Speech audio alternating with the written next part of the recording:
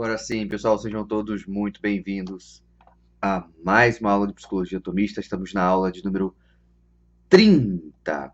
E o tema de hoje é o conhecimento e amor em si mesmo para uma vida virtuosa, segundo Santo Tomás. A aula de hoje, como eu falei, aula de número 30. Antes da gente começar, quero passar os avisos aqui, os nossos recados. Primeiro, é que se você não está lá no meu grupo do Telegram, para que você entre, tá bom? Por quê? Porque no grupo do Telegram outras aulas estão disponíveis. Então, se você entrar lá agora, vai ter com certeza mais de 10 aulas, ou quase 10 aulas disponíveis. Você vai clicar, o link está lá e vai poder assistir quando quiser, certo? Então, é um grupo que eu criei para isso. Então, você pode ficar tranquilo que não vai ter lá o pessoal mandando mensagem, atrapalhando, te perturbando, não vai tirar teu foco. Pode ficar tranquilo, certo?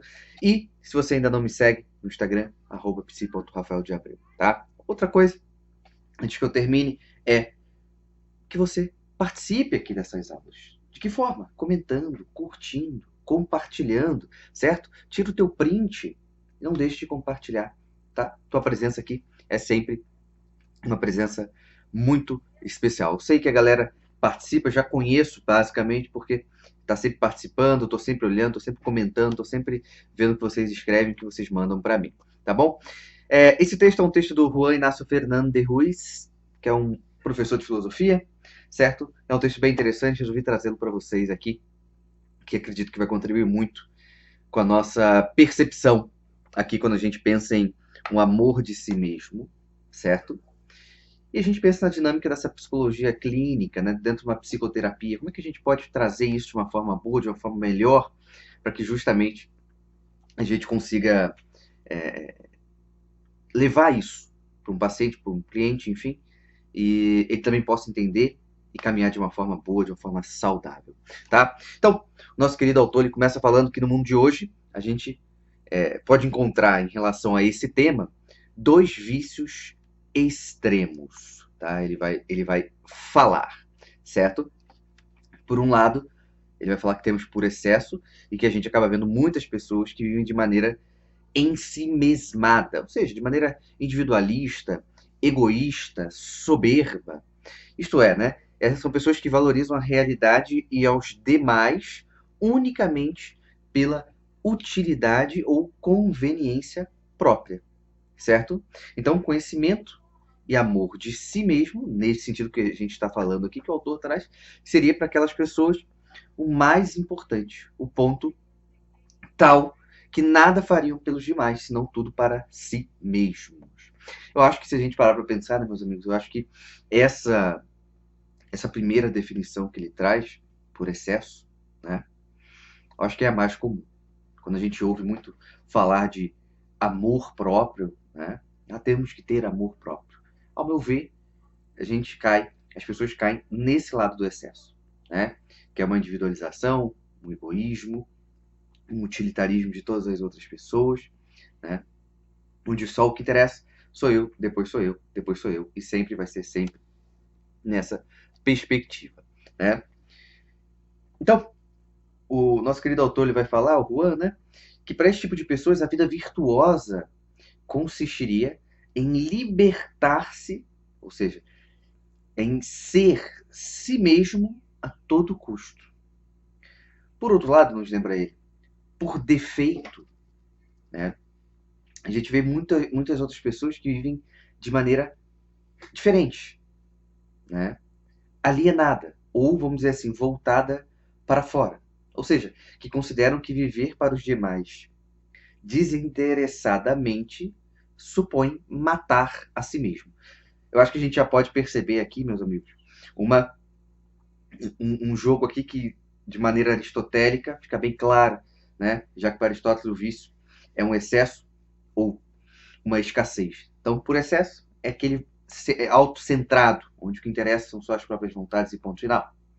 Já quando a gente pensa na outra ponta da escassez, é que para ter ali, viver, né? Já que o outro se fecha a viver para os outros, mas aqui, nesse modo por escassez, viver para os outros significa matar a si mesmo, né? Temos dois problemas aqui, certo? Então, o conhecimento e o amor próprio, deste modo que a gente está falando, que deveria matar a si mesmo, seria o primeiro obstáculo para uma vida verdadeiramente altruísta. Então, para estes tipos de pessoas, a vida virtuosa consistiria em se reprimir, né? Vale dizer, né, se reprimir no poder de si mesmo, certo? Então a gente já consegue perceber aí, em algum grau, né, que há dois excessos ali, né? No caso, não dois excessos, mas duas pontas de vício, o excesso e a escassez, que traz um olhar para esse amor de si mesmo que muitas das vezes vai confundir e vai arrastar muitas pessoas, né? Inclusive, quando o nosso querido Juan coloca aqui, né, esse que tem que matar a si mesmo e o outro que tem que só valorizar a si mesmo, é o modo mais comum que a gente vê. Esses dois modos são os modos que a gente vê de modo mais comum, certo? Não é à toa que o autor vai colocar, né, que, porém, né, por muito opostas que pareçam essas duas posturas que a gente está falando aqui, na verdade elas não são mais do que lados de uma mesma moeda. Então, ambas consideram que o conhecimento e amor de si mesmo é egoísta e quase chega a ser um mal, certo? Ou seja, há uma relação desordenada com esse amor desordenado de si mesmo, certo? Então, ele vai falar que os primeiros tomam isto de maneira positiva. Então, há que se preocupar de si mesmo e ser um pouco, ou bastante, egoísta na vida. Os segundos, né, de maneira negativa. O homem não pode fazer tudo o que quer, senão que deve esquecer de si mesmo para conhecer e amar aos demais, certo? Ele vai falar que Santo Tomás, por outro lado, nunca caiu em tais erros, senão que, pelo contrário, sustentou uma via média e superadora de ambas, certo? E aí o texto vai analisar, né, o que seria isso, né? Então, no primeiro momento, como aparece aí na tela para vocês, o conhecimento falso de si e amor desordenado de si. Então, em primeiro lugar, o autor vai falar que devemos reconhecer que Santo Tomás coincide com estas posturas no fato de que existe um amor de si mesmo desordenado que segue um conhecimento falso de si mesmo. Então, este amor desordenado de si mesmo é princípio, raiz e causa de todos os pecados, certo? Que a gente pode colocar aqui por uma linguagem mais psicológica, é causa de vários vícios, certo? De tal modo que a raiz de toda iniquidade é o amor de si mesmo, certo? Então é também o que leva ao desprezo por Deus e torna, como ele bem diz, o autor, né, a cidade da Babilônia. Então, ao contrário de um amor de Deus pelo desprezo por si mesmo, que ele faz a cidade de Jerusalém, certo? E aí o Juan vai falar que lá na Catena Áurea, né, que é um livro onde São Tomás ali, né, comenta, né, os evangelhos, né, espécie de compilado, né? Então ele vai comentar sobre o episódio da pesca milagrosa. São Tomás nos adverte pela boca de Beda, né, o venerável, que no fim dos tempos, a segunda barca, que é a igreja dos gentios, se encherá de peixes que colocarão o navio em perigo, quase o submergindo no mar, e identificando estes peixes perigosos aos homens amantes de si mesmo. Então, nele, há também uma alusão à segunda carta de São Paulo a Timóteo, que ele mesmo comenta. Ali, ele nos diz, nos lembra, Juan, que o apóstolo adverte sobre os perigos, os vícios futuros, vale dizer, né, o ódio a Cristo, e como consequência, a falta de fé e caridade. E indica a causa destes perigos, dizendo que é a abundância de iniquidade, cuja raiz, precisamente, é o amor de si mesmo que faz a cidade da Babilônia. Então, este amor babilônico não só se encontrará na igreja, diz Juan, mas também nos pastores que a conduzem. Então, a gente já pode perceber que, obviamente, uma coisa óbvia, mas não custa nada falar aqui, que o processo de vício ou desordem não se limita a nós meros mortais leigos, né? Também pessoas com autoridade, seja dentro da igreja ou fora da igreja, se não se cuidarem, também podem acabar caindo, né? Então, como ele coloca ali, né, também, né, nos pastores que a conduzem, né? Então, nos diz ali, né, ele vai falar na boca de Santo Agostinho, que quem apacenta as ovelhas de Cristo com tal ânimo que se quer que sejam suas e não de Cristo. É convincente que amam a si mesmos e não a Cristo, ou para glorificar ou dominar, ou adquirir amor, não para obedecer e servir e agradar a Deus em caridade.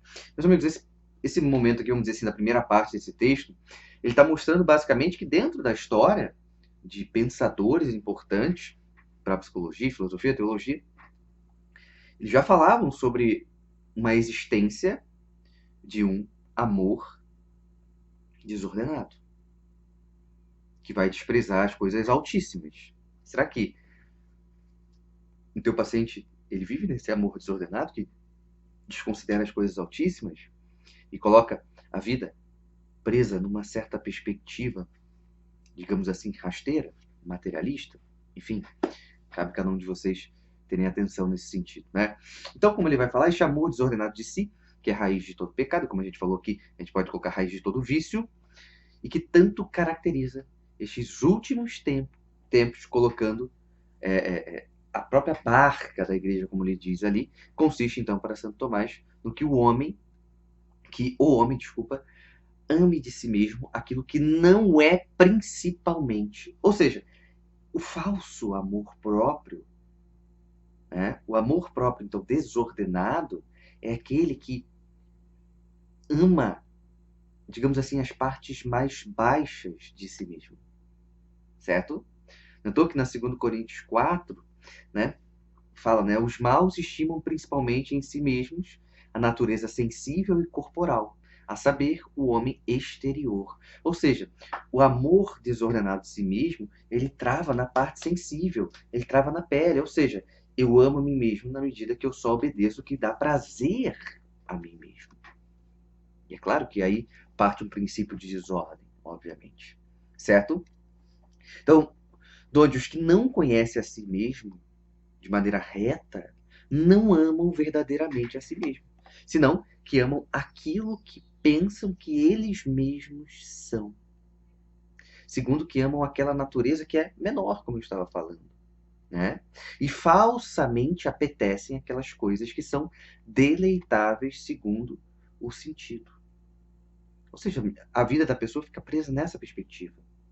Então, porque tais coisas lhes são mais e nocivas segundo aquilo que verdadeiramente são, por isso se ferem a si mesmos e se odeiam em ato, não em intenção. Então, muitas das pessoas que vivem esse amor próprio desordenado, em matéria de intenção, eles querem se amar, é verdadeiro esse desejo. Mas na prática, no ato, eles se odeiam. Por quê? Porque eles colocam como principal essa parte sensível, acima de tudo.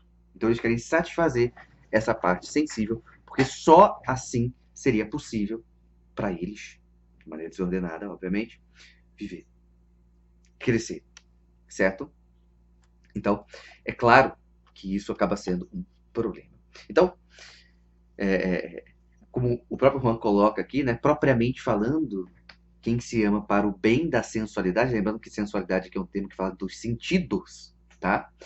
Então, quem se ama para o bem da sensualidade, contra o bem da razão, antes odeia do que ama. E aí ele ainda coloca, como diz o Salmo aqui, né? Então, quem ama a iniquidade odeia a sua alma. E isso também vai dizer Aristóteles no livro 9 da Ética. Então, neste sentido, posto que a raiz de todo pecado, ou vamos voltar aqui, a raiz de todo vício, é o amor desordenado de si, e este pode considerar-se como um ódio de si mesmo. Então, qualquer pecador, pelo próprio fato mesmo de que quer fazer males a si. Mas alguém pode falar assim, mas por que há tanto prazer envolvido? Porque qual é o ponto? Está na base sensível. A base sensível é prazerosa. Então, quem vive pela essa parte sensível, como diz o próprio autor ali, pela essa dinâmica da sensualidade, no final das contas, odeia a si mesmo, certo? Então, este amor de si, segundo a natureza corporal, Santo Tomás o chama também de amor justamente, né, culpável, certo? Segundo, o que se alguém ama, Não absolutamente, senão mais que o devido, ou do que é preciso, ou segundo que alguém busca os bens exteriores por fora da medida da virtude. Olha que ponto interessante, eu posso buscar as coisas por fora, mas tem que ser na medida da virtude, né? E nos diz também, seguindo Aristóteles, que este amor se dá na maioria dos homens.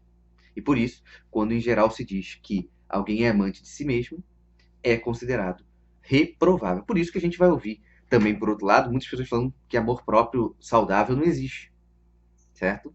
Mas muitas das pessoas que falam isso, obviamente não têm uma má intenção, mas eles estão batendo nessa dinâmica dessa maioria, né? Então, na maioria não existe, de fato, amor próprio ordenado. Então vamos aqui a uma citação de Santo Tomás, né? E assim, aqueles que tais bens apetecem, amam-se a si mesmos, segundo a parte irracional da alma, a saber, a sensitiva. Pois bem, uma multidão de homens é tal que seguem mais ao sentido que ao intelecto, e por isso o mesmo apelo do amante de si mesmo está tomado daquilo que é mal, o que convém a muitos. E assim é patente que o filautos, isto é, o amador de si mesmo, segundo esta acepção, enquanto se encontra em muitos, justamente se reprova, certo? Então, aqui fica bem claro, meus amigos. A pessoa que esquece a sua parte racional e vive alimentando a sua parte sensível, ela não se ama. Por mais prazer que ela sinta na vida, por mais prazer que ela sinta ao viver, certo? Então, a gente consegue concluir até aqui de maneira manifesta que os homens maus que levam uma vida viciosa se amam a si mesmos, mas com um amor que é desordenado, certo? Não querendo, eles não querem neles o que verdadeiramente eles são, senão aquilo que estimam que é principal neles, que é a natureza sensitiva ou a natureza aqui corporal, ou seja, somente essa parte exterior. Então, por esta superficialidade, no fundo, odeiam a si mesmos. Por quê? Porque fazem mal a si próprios. E assim, é claro que um homem que ignora ou odeia a si mesmo não pode ser considerado virtuoso. Porém, nos lembra o escritor Juan, ele fala que devemos fazer notar em que difere Santo Tomás dos vícios assinalados lá no começo, né, que a gente falou aqui, pois ele considera que este amor não é o único que pode chegar ao homem, mas que existe um amor de si mesmo que não é egoísta e que segue a um conhecimento de si verdadeiro e que é próprio de uma vida virtuosa, certo? Então, como aparece aí na tela, ele vai para essa segunda parte do texto, né? Teve ali uma pequena introdução, depois teve a primeira parte ali que era essa parte do falso amor e falso conhecimento de si, e aqui tem o conhecimento verdadeiro de si e o amor ordenado de si.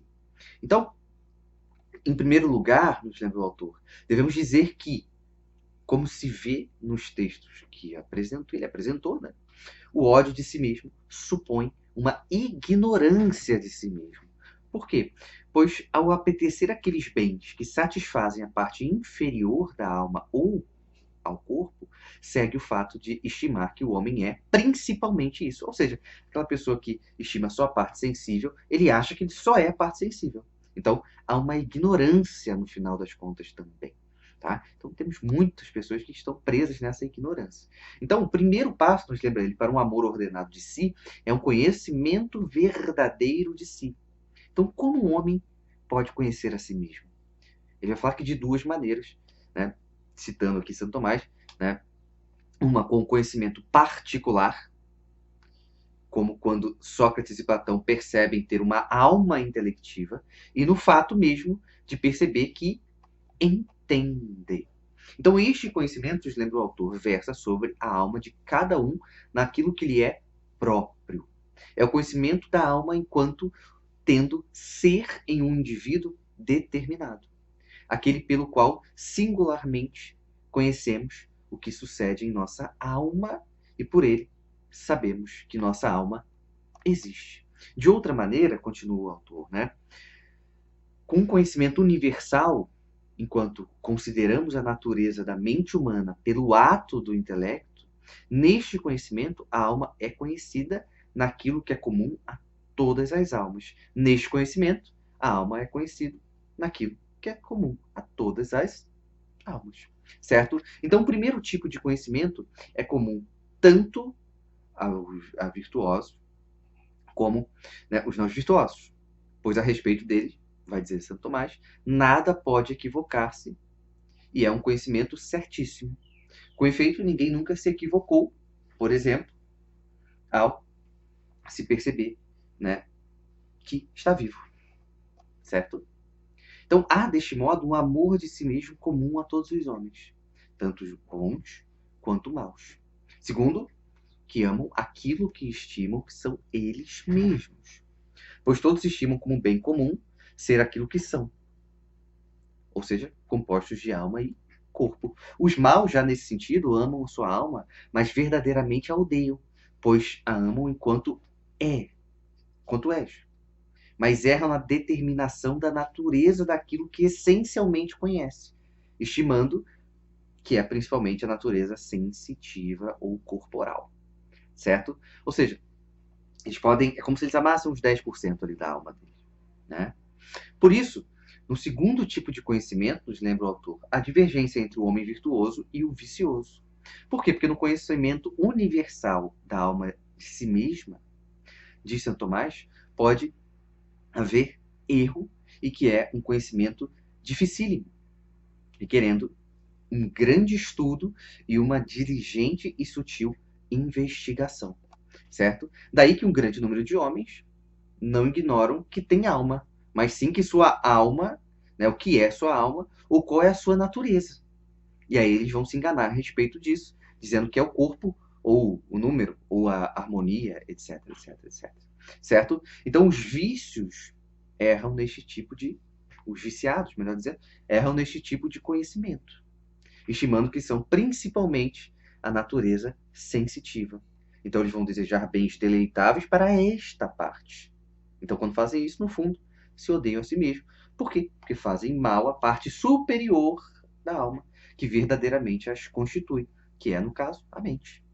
Então, os virtuosos não procedem assim, senão que, conhecendo-se verdadeiramente, podem amar a si de maneira também ordenada. Olha o que Santo Tomás vai falar lá na Suma Teológica. Os bons estimam principalmente em si mesmos a natureza racional, o homem interior, de onde, segundo isto, estimam ser o que são. Os bons, que se conhecem verdadeiramente a si mesmos, verdadeiramente se amam a si mesmos. Segundo isto, os bons se amam. Desculpa, calma aí. Os bons se amam. Os bons se amam a si mesmo quanto ao homem interior, porque também querem conservá-lo em sua integridade, e optam para ele seus bens, que são os bens espirituais, e também empregam esforço para consegui-los, e deleitavelmente retornam ao próprio coração, porque ali encontram tão bons pensamentos no presente, como memória dos bens passados e esperança dos bens futuros, pelos quais se causa deleite. De maneira similar, tampouco padecem em si mesmos dissidência da vontade, porque toda a alma deles tende a uma única coisa. Já é diferente quando a gente pensa no amor ordenado de si mesmo, porque você percebe que é uma coisa realmente ordenada. Enquanto o amor desordenado de si mesmo, há uma confusão onde eu acho que o que mais importa em mim é essa parte sensível corporal, então eu acho que aquilo ali sou eu. Então, chega a ser, olha como um exemplo aqui já, já mostra que é um erro, né? Esse amor de si mesmo desordenado. Se a pessoa acha que o que ela é essa parte sensível, imagina se ela perde o olfato. Ela perdeu ela ali? Ela é menos pessoa porque ela perdeu o olfato? Ou quantas pessoas você conhece que o paladar é quase zero? Então, é uma ignorância, né? Certo? É uma ignorância. Então, os maus querem se conservar em seu ser, mas como conservam aquele ser que eles consideram que são, que é o corpo. Então, verdadeiramente não conservam a si mesmos. Portanto, se odeiam. Né? Então, olha aí. Os maus não querem conservar a integridade do homem interior, nem apetecem seus bens espirituais, nem trabalham para isso. Nem lhes é deleitável conviver consigo mesmos, retornando a seu coração, porque encontram ali os males, tanto presentes como passados e futuros, que aborrecem. nem tampouco concordo consigo mesmo, pela consciência cheia de remorso. Segundo diz o Salmo, eu te acuso e exponho tudo aos teus olhos. Olha como é que é diferente. A gente olha para um outro lado, uma dinâmica mais pacífica, e aqui nós temos uma dinâmica mais perturbada, né? Mais barulhenta, a gente já pode até dizer assim. Então, o virtuoso, ao contrário, vive tudo segundo o entendimento e a razão. Quer para si todo ser e viver, incluindo quer ser e viver segundo isso que nele permanece, mas no que se quer, sendo e vivendo, principalmente segundo o corpo que está sujeito a transformações, verdadeiramente não se quer estar sendo e vivendo. Ou seja, é a dinâmica que eu falei. Claro que não é uma dinâmica de excluir o corpo, obviamente que não, tá? Obviamente que não. Mas a gente vai entender o local das coisas, a hierarquia das coisas. E uma pessoa saber uma hierarquia das coisas é ajudá-lo a escolher bem, certo? Então, deste modo, Santo Tomás difere de todos os vícios iniciais no fato de que o verdadeiro amor de si mesmo supõe que o homem conheça que é principalmente sua mente ou natureza intelectiva para se apetecer o bem da virtude ou os bens espirituais. Por isso, o virtuoso é o que mais conhece e ama a si mesmo. E assim como o amor do vicioso era considerado justamente ruim, condenável, este amor mais profundo do virtuoso é considerado louvável. Certo? Na toa que lá no comentário a Ética Aristóteles, nos lembra o nosso querido Juan, né? É onde isso se expressa da melhor maneira. Vamos lá, ó. Quem procura sobressair nas obras da virtude parece ser mais filautos, isto é, amador de si mesmo, que é aquele que atribui para si sobreabundância de bens sensíveis. Tanto mais se ama alguém a si mesmo, quanto contribui para si maiores bens. Mas aquele que procura sobreceder nas obras da virtude atribui para si os bens ótimos, que são bens máximos, a saber, os bens honestos. Portanto, maximamente ama a si mesmo, porque tal homem dá com largueza os bens para aquilo que é principalíssimo nele mesmo, a saber, para o intelecto, e faz que todas as partes da alma obedeçam ao intelecto. Pois bem, tanto mais se ama alguém a si mesmo, quanto mais ama aquilo que é mais principal nele. E assim, é patente que quem quer sobressair nas obras da virtude, maximamente se ama a si mesmo. Aqui nós temos claramente uma definição saudável de si mesmo. Quem ama a si mesmo de maneira ordenada, pratica as virtudes. Ponto. Certo? Então, aí ele encerra essa segunda parte e vai para essa terceira parte, né? O amor de si mesmo, amor do próximo e de Deus. Né? Então, por outro lado, Santo Tomás não difere com os dois vícios assinalados lá no começo, unicamente no fato de que há um amor ordenado de si mesmo, senão também que este amor mais profundo não só é contrário ao conhecimento e amor aos demais ou a Deus, senão que está incluído neles e o aumenta. Então, desta maneira, meus amigos, se dá uma reciprocidade intelectivo-afetiva diretamente proporcional entre um mesmo, o próximo, e Deus. Então, entre si mesmo, ao próximo e Deus. Eu costumo falar que o homem precisa ter uma boa relação, né? Com ele, com o próximo e com Deus. Então, quanto mais se conhece e ama o próximo e a Deus, mais o homem se conhece e ama a si mesmo. Então, esta tese, nos lembra Juan, pode ser defendida tanto com argumentos teológicos quanto filosóficos. Teológicos considerando os dois preceitos da caridade, dos quais pendem a lei e os profetas. Filosóficos, tendo em conta os supostos racionais que estes mandamentos encerram. Então, efetivamente, nos lembra ele, por um lado, em várias passagens, diz Santo Tomás que no amor de Deus, segundo o qual devemos amá-lo sobre todas as coisas, com todo o nosso coração, alma e forças, está incluso o compreendido amor de si mesmo e também incluído sua forma mais plena, pois amar é querer o bem de alguém. Então, amar a mim mesmo é querer o bem para mim. Portanto, maximamente se ama quem quer para si o sumo bem, que é Deus mesmo. Certo? Por isso, nos lembra ele que o homem verdadeiramente e maximamente se ama né? E isso significa que queira unir-se e ordenar-se a Deus, certo? Então, se a ti mesmo ele coloca aqui, né?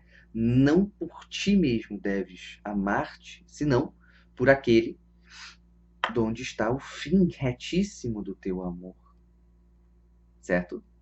Portanto, qualquer pessoa ali que ame retamente ao seu próximo deve atuar com ele de tal modo que também ame a Deus com todo o coração, certo? Acaba sendo uma dinâmica bem clara de hierarquia, certo? Então, Santo Tomás, por outro lado, não só Santo Tomás, né, vai falar, mas também a própria Escritura mesmo inclui o amor de si mesmo no amor do próximo, pois aquele, né, é a modo de semelhança, não de igualdade. O homem deve amar aos demais. Assim é manifesto que, que no amor de Deus e do próximo está incluído o amor de si mesmo. Se uma pessoa se conhece totalmente, ou mais próximo disso, pode dar conta disso que ele acabou de falar, certo? Não obstante, então, para que não se pense que o amor de si unicamente é compatível com o amor a Deus e os demais, se trata de amor sobrenatural, como é então o que? A caridade. Então, Santo Tomás também considera que filosoficamente pode-se ver esta compatibilidade. Com efeito, a respeito do amor de Deus, explica Santo Tomás que, com o amor natural, tanto o anjo quanto o homem, como qualquer criatura, amam mais e principalmente a Deus sobre todas as coisas que a si mesmo, seja intelectualmente, de modo sensitivo ou naturalmente. Então, isto é assim, nos lembra, Juan, porque naturalmente a parte se expõe à conservação do todo, como a mão ao corte, para conservar o corpo. Ou cidadão virtuoso, a morte pelo bem de toda a república. E sendo Deus o bem comum de todo o universo, então cada parte do homem ama com amor natural. Então, que alguém então se ame mais a si mesmo que a Deus é perverso ou não natural. Do contrário, a caridade não se aperfeiçoaria no amor, mas o destruiria. Certo? Aí a gente vai cada vez mais compreendendo. Então, a respeito ao amor do próximo, Santo Tomás encontra quase uma sentença idêntica à evangélica lá no livro 9 da Ética Aristotéles. Isto é, prévia, né, da revelação, a saber, a amizade, como aparece aí na tela para vocês, ó, a amizade para com o outro vem da amizade para consigo mesmo. Né? Ama-te o próximo como a ti mesmo. Não é isso? Então, para Aristóteles, o virtuoso, como a gente tem visto aqui, maximamente se conhece e ama a si mesmo. Então, por sua vez, o mais distante de ser egoísta. Porque, pelo contrário, considera um dos maiores bens para si o fato de fazer bens aos demais, incluindo favor dos demais, está disposto a sobrelevar a morte ou a viver muito tempo sem dinheiro, honras e outros bens exteriores, de forma, outros bens semelhantes, que não alcançam a eminência do bem honesto. Ou seja, o bem ao próximo é tão forte que, antes até desse bem ao próximo, há um grande amor ao bem honesto, que preserva uma hierarquia. Certo? Então, tudo que chegar ali for um bem, mas de uma forma desonesta, não serve. Né? Há um amor ao bem de uma forma muito, muito grande. Né? Ele vai falar que Santo Tomás aprofunda isto, sustenta que, assim como qualquer ato moralmente mau supõe um rechaço de si mesmo, um afastamento de si mesmo, e tem o amor desordenado de si como princípio, raiz e causa, assim também qualquer ato moralmente bom, especialmente o amor aos demais, supõe uma aceitação de si mesmo, que tem o amor ordenado de si como exemplar, forma, raiz e medida. Certo? Então, neste sentido, só aquele que conhece que o principal em si é a mente, procura para si mesmo o bem da virtude. Em outras palavras, vai dizer o nosso querido Juan, só aquele que conhece a si mesmo verdadeiramente e ama a si mesmo ordenadamente é capaz de conhecer aos demais segundo aquilo que é principal neles e desejar melhores bens aos demais, certo? Então, ele vai falar, né, que os vícios caracterizam o nosso mundo atual. Então, aquele que por excesso sustenta que o conhecimento e amor de si mesmo é o fim último do homem, de tal modo que a vida virtuosa consiste em libertar de si mesmo, satisfazendo todos os desejos próprios. Aquele que por defeito sustenta que o conhecimento e amor de si mesmo deve ser o primeiro a descartar a si, se quer viver uma vida virtuosa, consistindo esta em ser uma pessoa voltada aos demais e em reprimir os próprios interesses. São duas formas equivocadas, né? Estes vícios consideram que o único conhecimento e amor possíveis de si mesmo é aquele que envolve o egoísmo.